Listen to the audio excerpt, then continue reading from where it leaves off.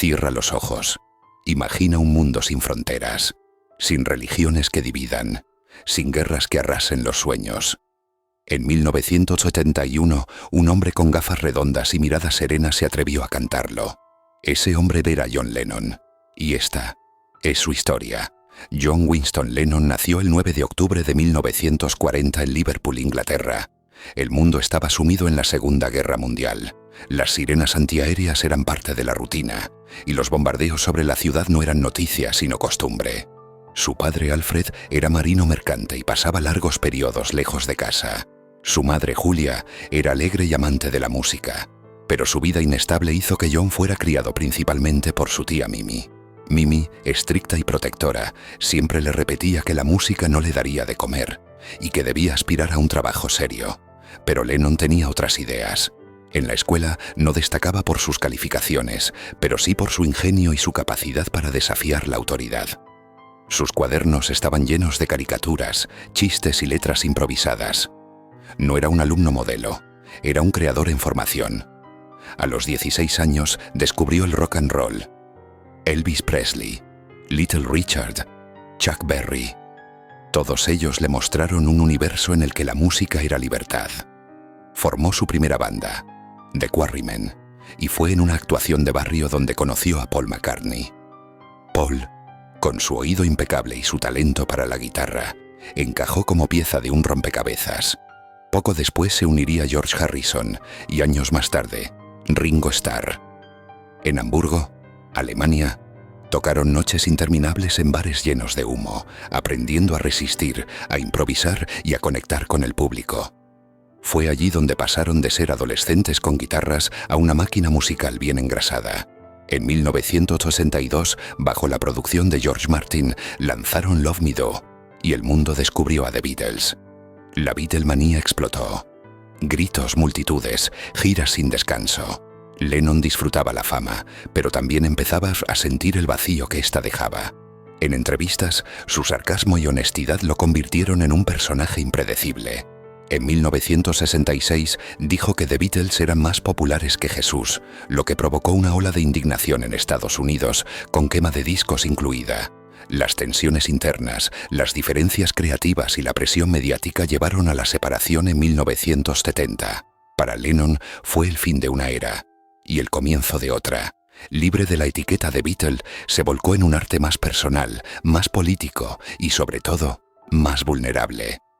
Yoko Ono, su compañera y musa, fue clave en esta transformación.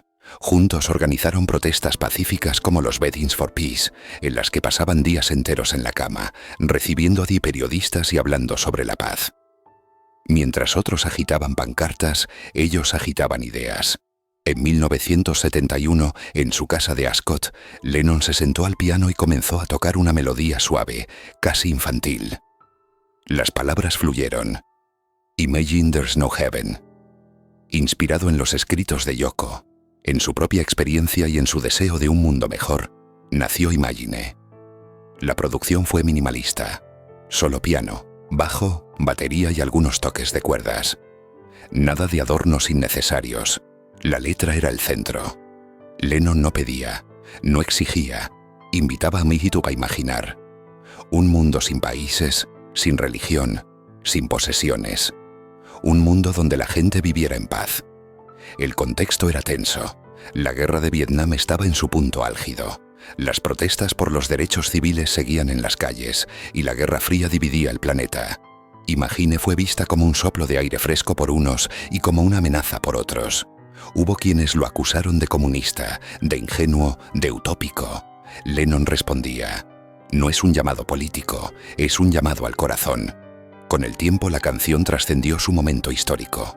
Ha sonado en homenajes a víctimas de atentados, en ceremonias de apertura de Juegos Olímpicos, en protestas pacíficas y en momentos de luto colectivo. Es una canción que sobrevive porque no pertenece a una ideología, sino a una emoción universal. Los años 70 fueron intensos para Lennon. Tras un periodo de separación de Yoko, conocido como The Lost Weekend, regresó a su lado y decidió tomarse un descanso para criar a su hijo Sean. Durante 5 años se apartó de la música pública, dedicándose a la vida doméstica. Algo impensable para una figura de su calibre. En 1980 volvió con fuerza con Double Fantasy. El álbum mostraba a un Lennon maduro, reflexivo pero todavía creativo. Estaba listo para una nueva etapa. Pero el destino tenía otros planes. El 8 de diciembre de 1980, al regresar a su apartamento en el edificio Dakota en Nueva York, un fanático llamado Mark David Chapman le disparó a quemarropa. Tenía 40 años. La noticia recorrió el planeta en minutos. Millones de personas lloraron su muerte. En Central Park, frente al edificio Dakota, miles se reunieron en silencio cantando Imagine. No había discursos, no había líderes, solo una multitud unida por una canción. Hoy, más de 50 años después de su lanzamiento, Imagine sigue viva. Suena en momentos de esperanza, pero también de dolor. Es la prueba de que una canción puede ser más que música.